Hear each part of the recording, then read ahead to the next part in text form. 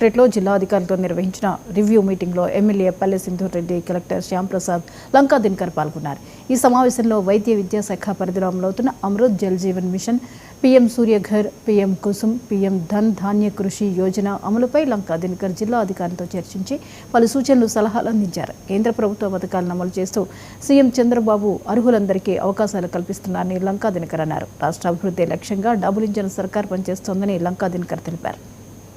జిల్లాలు దేశవ్యాప్తంగా కేంద్ర ప్రభుత్వము మంజూరు చేస్తే అందులో ఉన్నటువంటి ఈ సత్యసాయి జిల్లాకి 240 కోట్లు, యావరేజ్న 200 నుంచి 240 కోట్ల రూపాయల వరకు ప్రతి సంవత్సరం ఇక్కడికి రాబోయే 6 సంవత్సరాలు అందే అవకాశం ఉంది. దానికి సంబంధించినటువంటి ప్రణాళిక, ఏ విధంగా ఆ డబ్బుని ఏ అంశాల్లో వినియోగిస్తే ఇక్కడ ఉన్నటువంటి వ్యవసాయ ఆధారితమైనటువంటి కుటుంబాలన్నిటికీ కూడా మంచి చేరి ఆదాయం మెరుగుపరుచుకునేటటువంటి అవకాశం ఉంటుంది, ఏ విధమైనటువంటి మౌలిక సదుపాయాల కల్పన ద్వారా ఆ వృద్ధి సాధ్యం అనేటటువంటి అంశం మీద సమీక్ష జరిగింది.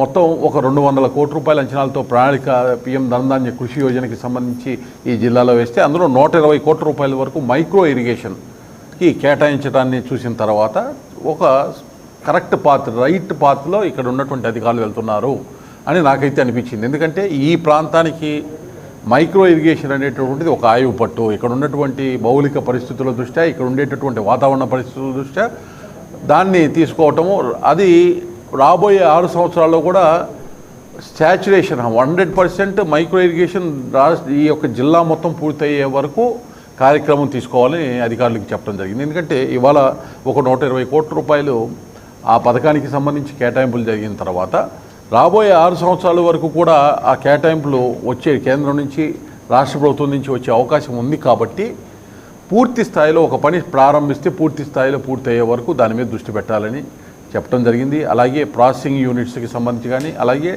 ఏదైతే కోల్డ్ స్టోరేజెస్కి సంబంధించి